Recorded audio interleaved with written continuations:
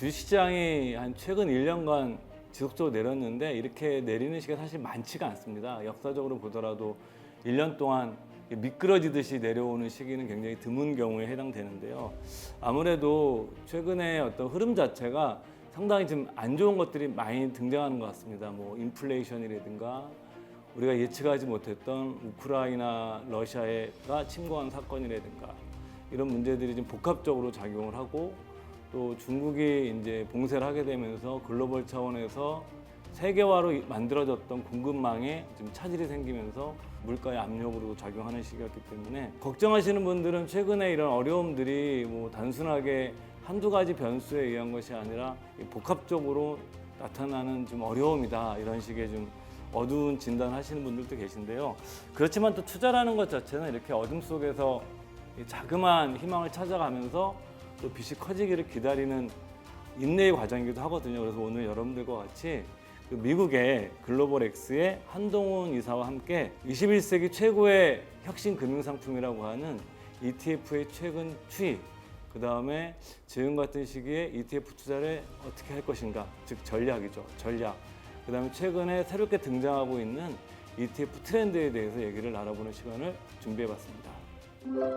저희가 아마 제 기억으로는 한 2년 전이죠. 2020년 9월 좀 안 된 것 같은데 맞습니다. 실물로 만나지는 못하고 줌을 통해서 한번 만나서 여러분들에게 그 미국 ETF 시장에 대해서 한번 말씀드린 적이 있는 것 같은데 그동안 2년 동안 그 ETF 시장에서 이런 것들은 우리 투자자들이 좀 생각해 봐야 될 좀 근본적인 변화 아니면 특징 같은 것이 있으면 그 부분부터 좀 들려주시죠. 네, 2020년도 데이터랑 한번 비교를 한번 해봤거든요. 예. 봤더니 ETF 그때 시장이 7,900억 달러. 그러니까 요즘 환율로 따지면 한 1경 정도 되는 일경지 한번 만들어봤으면 좋겠어요. 1경 정도의 예. 그런 큰 시장이었는데 이것이 2021년도 말 됐을 때는 1조 달러까지 갑니다. 그러니까 1경 3천조까지 야, 3천조. 엄청 늘었었고요. 예. 그리고 이제 최근에 앞에서도 말씀 주셨지만 시장 환경이 그렇게 녹록지 않다 보니까 지금은 조금 줄었지만 여전히 1경 2천조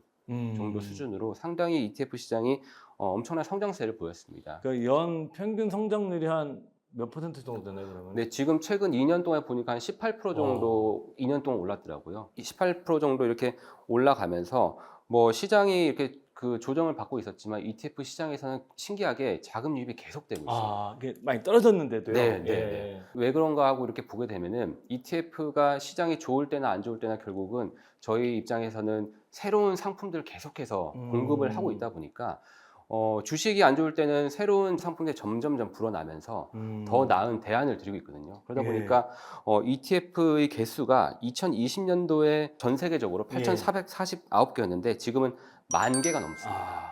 ETF 시장은 계속해서 진화를 하면서 발전을 하고 있다는 것이죠. 그걸 보면서 ETF 시장이 정말 그 혁신을 통해서 계속해서 이제 국민 재테크 수단으로 많이 자리를 잡고 있구나. 이제는 뭐 하냐 마냐가 아니라 굉장히 일상적인 이제 투자 상품으로 발전한 것 같고요.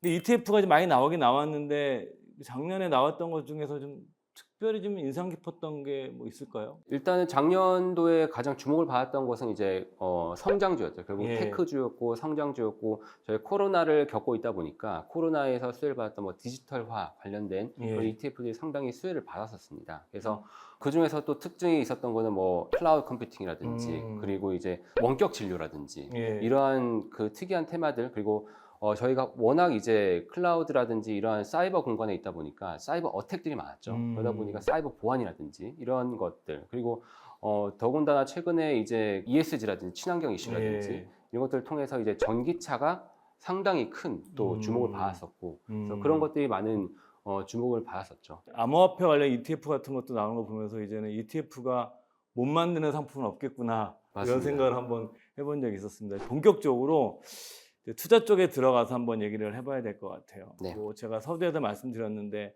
뭐 금리도 오르고 물가도 오르고 뭐 러시아 우크라이나 전쟁이 있어서 시장이 상당히 좀 불투명하면서도 투자자 입장에서는 이 변동성을 참 감내하기가 쉽지 않은 시장인데 얼마나 갈지는 알 수 없지만 단기간 해소될 것 같지는 않잖아요. 네. 이렇게 되면 우리가 시장을 대응하기 위해서는 또 새로운 상품이나 새로운 전략이 필요한데 먼저 상품 측면에서 네. 어떤 것들이 좀 모색되고 있는지 그 부분도 한번 점검해 주시죠. 네네. 최근의 흐름을 보면서 시장의 변동성이 상당히 컸지 않습니까? 그래서 그것들을 보면은 몇 가지 유형들이 있었습니다. 아. 되게 재밌는 것이 첫 번째는 이제 이 순간 이제 무조건 예. 타야겠다 해서 이제 예. 하시는 트레이딩성. 예. 한마디로 한국에서도 워낙 요즘에 많이들 하고 계시는 레버리지라든지 예. 인버스라든지 예. 이러한 것들 많이 하십니다. 근데 되게 좀 재밌었던 거는 연초부터 5월 정도까지는 시장이 흔들릴 때 레버리지 자금들이 많았어요. 예. 근데 이것이 한 6월 정도 되니까 조금 바뀌어가지고 인버스 자금들이 꽤 몰렸습니다. 그러니까 이 말은 한마디로 이제 그 많은 투자자분들도 약간 이제 투자 심리가 조금 불안한 거죠. 많이 불안한 예. 거죠. 이것들을 반영한 그러한 트레이딩성 자금이 레버리지랑 인버스에 들어왔던 것이 있고요. 특히 뭐 우리나라 분들이 좀 많으신 거죠? 특히 이제 제가 아시아 시장을 보게 되면은 한국과 일본이 많아요. 아. 한국과 일본이 레버리지나 뭐 인버스 투자가 많으시고 나머지나 이쪽은 레버리지가 솔직히 안 큽니다. 예. 다른 아시아 국가 같은 경우는 ETF에 직접 하기보다는 펀드를 통해서 투자를 많이 하십니다. 예. 그러다 보니까 이제 레버리지에 대한 그게 별로 없었는데 미국 같은 경우가 최근에 개인 투자들이 늘어나면서 오버스, 인버스 3배, 3배짜리들 이런 것들을 많이 투자하셔서 요즘에 문제가 되고 있습니다. 예. 그래서 최근에 이제 이러한 파생 상품, 레버리지 상품들이 이제 갑자기 인기를 끌다 보니까 SEC에서도 이것들에 대해서 파생 상품에 대해서 위험 고지 제대로 하고 교육을 제대로 시켜라. 라는 메시지가 나왔어요. 예. 물론 이제 레버리지 인버스가 항상 나쁘다는 것이 아니라 필요한 것도 있겠죠. 단기적으로 필요한 것도 있겠지만 그냥 투자자분들 입장에서는 좀 안전하게 가시려면은 네. 항상 말씀드리지만 바벨 전략을 통해서 이렇게 그렇죠. 분산 투자도 하시고 그렇게 가셔야 되는 것이 분명히 그러니까 성장 괜찮다고. 테마와 이제 인컴 전략 네네. 같이 네. 양 날개로 해서 네. 벤자민 그레이엄의 한 조언이 있더라고요. 그 투기용 계좌와 투자용 계좌를 분리해라. 아, 네. 그리고 투기용 계좌에 두는 정말 말 그대로 다 날리더라도 내 투자에 지장이 없을 범위 내에서 그래서 여러분들께서도 꼭 하시고 싶으신 분들은 저는 통장을 완전히 분리하고 네. 금액도 제한을 해서 네. 하시길 바라드리고 우리 노후를 위해서 준비하는 거는 우리 한의사님께서 늘 강조하시는 바벨 전략. 이런 분들이 있는 반면에 아예 정반대로 너무 위험하다 해서 이제 그 안전자산으로 도피하려는 그러한 분들이 있었는데 이것들을 보면은 초단기 채권 저희가 말하는 뭐 90일 미만의 초단기 채권, 울트라 채권들, 뭐 울트라 숏 채권들 이런 것들을 포함해서 이런 현금성 자산, 현금성 ETF 이런 것들이 상당히 많았고요. 또 재미있었던 거는 기관 투자자 분들이었는데 기관 투자자 분들 같은 경우는 결국은 벤치마크라는 것을 두고 그쵸. 투자를 하지 않습니까? 그래서 이 벤치마크가 보통은 이제 미국에서 S&P 500을 보통 많이 쓰는데 S&P 500보다 잘했느냐 못했느냐 가지고 이제 그렇죠. 평가를 받는 거죠, 이 사람들은. 그렇죠. 예. 그러니까 작년에는 S&P 500보다 못하면 바보였지 않습니까? 거의 그렇죠. 매니저 입장에서는 그로스가 너무 좋고 했는데 올해는 힘드니까 판단을 못하니까 S&P 500을 가져가는 거예요.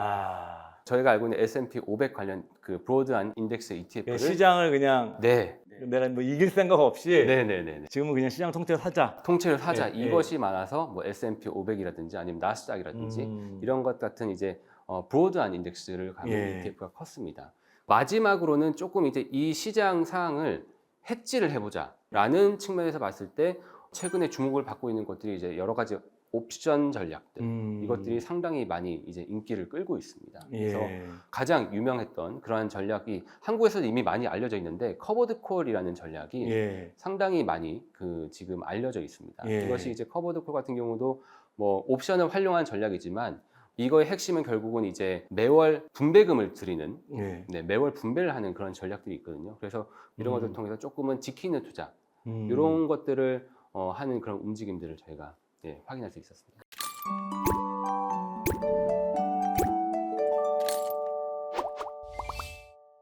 이 변동성 장세에서도 꾸준하게 좀 안정적인 인컴, 현금 흐름을 창출하려는 이런 식의 투자를 선호하시는 분들 있는 것 같아요. 그래서 저는 이런 상품들을 우리가 어떻게 좀 접근해야 되는지, 우리 인컴에는 어떤 상품들이 있는지 이 부분도 좀 얘기를 해보시죠. 현재 위험한 변동성을 해지를 해보자 해서 나왔던 것이 이제 인컴 관련된 그런 상품입니다. 그래서 보통 저희가 주식을 투자를 하면은 보통 이제 매월 분배 넣고 거의 뭐 연말에 우리나라는 뭐 많이 하는 회사들이 분기 배당 정도, 삼성전자 같은 회사 정도만 분기 배당을 하고 거의 다 뭐 연배당이나 반기 배당이 기본인 거죠. 맞습니다. 미국은 월 배당도 많이 있는 거죠. 네, 미국은 이제 ETF 단에서 월 배당이 많습니다. 있습니다. 그래서 주식은 같은 경우는 한국이랑 비슷한데 ETF에서는 매년 받는 그 분배금을 계산을 해서 프로젝션을 통해서 이제 12분의 1로 나눠서 이렇게 쭉 내는 시기거든요. 그래서 첫 번째는 이제 전통적인 고배당주 같은 경우가 현재 뭐 미국 같은 경우는 많이 나오는 거 한 6%, 7%까지 나오거든요. 6에서 7% 정도까지 네, 나와요. 네, 그렇게 나오다 보니까 고배당주 ETF가 고배당주 ETF.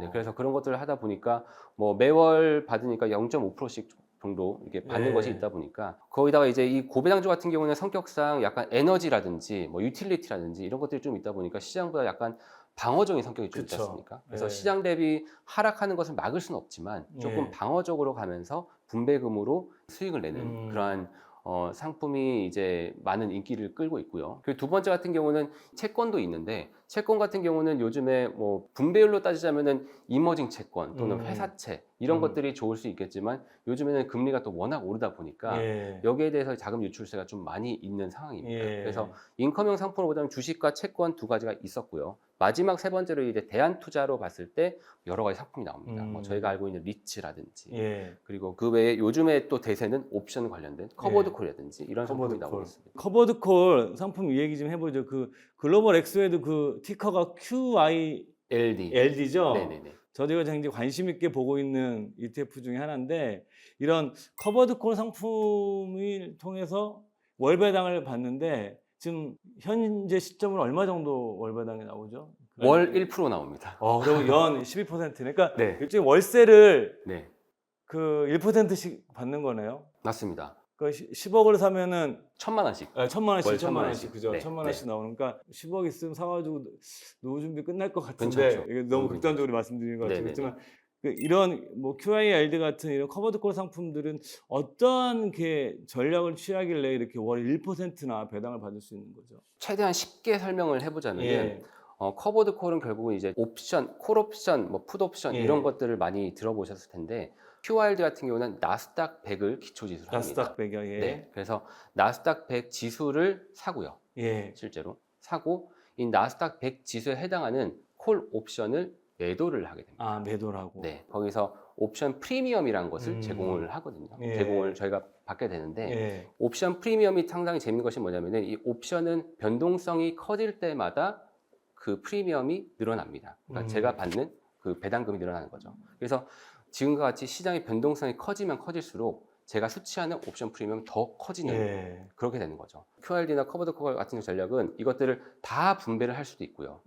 요즘에는 거의 변동성이 너무 커가지고 한 달에 뭐 3%씩 나오거든요. 2%, 3%. 근데 이것들을 다 분배를 하진 않고 최대한 그냥 1%까지만 분배를 하고요. 유보했다가 일종의. 하고 나머지 초과분은 그냥 나스닥 100을 더 삽니다. 그러다 보니까 최근에는 이것이 1% 분배금을 받으면서 시장이 빠질 때마다 그러니까 뭐 2% 초과 나오는 것들을 이제 저가 매수하는 식으로 추가 매수해서 이제 약간 내 지분을 더 늘리는 맞습니다. 효과가 있는 거네요. 그러면 이게 고정된 건 아니니까 이 그쵸. 가격이 떨어질 수 있잖아요. ETF 가격이요. 그럼요. 그 리스크는 분명히 있습니다. 그러니까 QI 이 커버드 코리안 전략은 시장이 하락할 때 시장 하락에서 자유롭지 못합니다. 그래서 시장이 빠지면 같이 빠지는데 저희가 받는 이제 옵션 프리미엄만큼만 덜 빠지는 것이죠.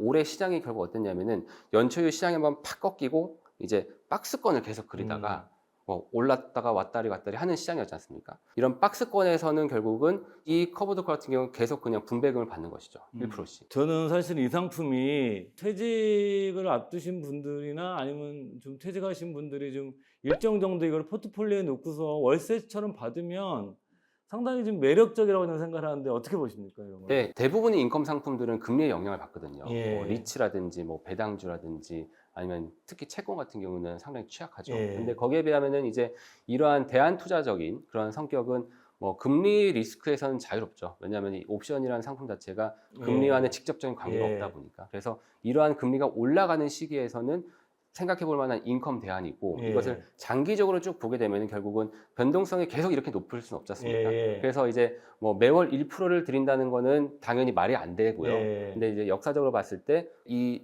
상품이 나온 지 10년이 넘었거든요. 10년이 넘었는데 적어도 7%, 6% 이 정도까지 나왔던 것 같습니다. 그래서 이 정도의 레인지가 있다 보니까 노후를 준비한 입장에서는 분명히 새로운 대안 정도로 인컴 투자의 대안으로 찾아보셔도 저는 이런 거 좀 깔아놓고 시작하는 네. 이런 거로 쓰면은 제 생각에는 뭐 역사적으로 뭐 과거가 미래를 그대로 복제할 수는 없지만 6%까지는 나왔으니까 네네네네. 그 현금 흐름을 계획하실 때 제일 좋은 일단 매월 주니까 네네. 네. 리스크는 있지만 좀 훌륭한 그 인컴 전략으로는 좋지 않을까라는 저도 이제 네. 우리 한의사님 의견에 동감을 하고요. 한 가지 취약한 점은 주가가 올라갈 때 못 그쵸. 따라가는 못 그런 벌죠. 측면이 분명히 있습니다. 예. 그래서 주가가 올라갈 때 못 따라가기 때문에 이거 왜 그래? 이렇게 하시는 것보다는 인컴식으로 매월 받는 식으로 예. 그런 용도로 생각하시면 훨씬 더 편하게. 그래서 저도 그렇게 하려고 많이 생각 네. 중에 있습니다. 네네.